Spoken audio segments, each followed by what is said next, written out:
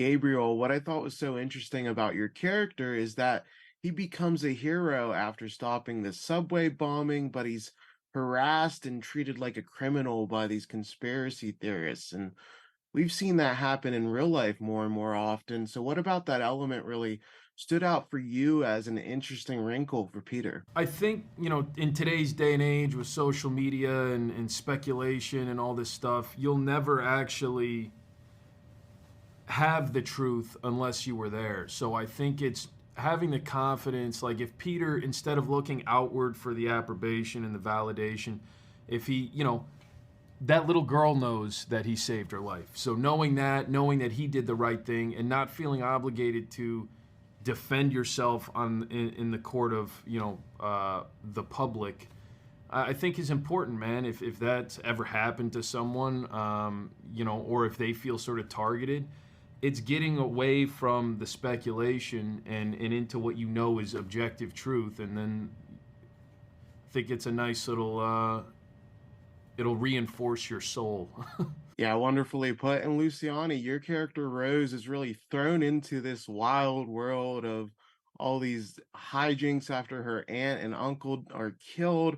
What did you like most about playing this outsider? Because she really has to rise to the occasion and she has that everyman quality to her. Yeah, she does not care about anyone that he works for, and she's just got a one-track mind for justice for her family members, and she's actually got nothing to lose. So, yeah, that was really cool to have that perspective. And yeah, I didn't have to have any White House scenes, which is great because they look very long.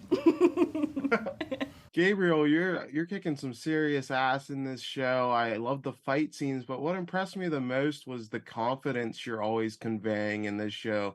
You always look like you're entering the room with a plan and have a step ahead.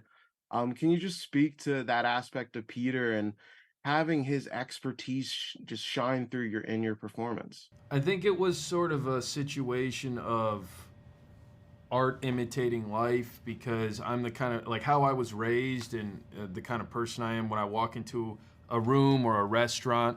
I think I'm always like, I'm not sitting, with my back to the front door or the entry. Like that kind of stuff is always sort of in my worldview. But then also, yeah, just, talking to the FBI consultant, being comfortable fighting, I think is important. All this stuff sort of came together.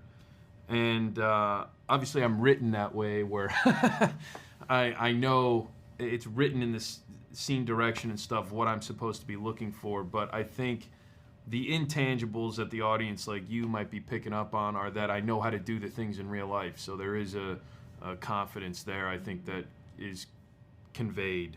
Yeah, it comes across great. And Luciani, I love the chemistry in this show because we see it build. You don't really trust anybody at first, and it's this slow ramp between the emotion and trust between your two characters. What did you like most about going on that journey with the two characters? I just love how every episode we're kind of testing that. Like, one of my favorite sequences was episode 3. You've watched everything, right? Yeah. Yeah, okay. When with the hard drive, because I wasn't there when you guys, you and Diane fought. I really liked seeing the other side and you not having any idea how to work computers, but you're like, yep, sweet, done. And like the way that you hide her card, like that was so thrilling to watch. But yeah, I guess, yeah, we just wanted to make it as natural and organic as possible and not make it cheesy and like, Well, you definitely achieved that. Thank you guys so much for your time. The Night Agent really turned out great. Thank you so man. much. I appreciate it.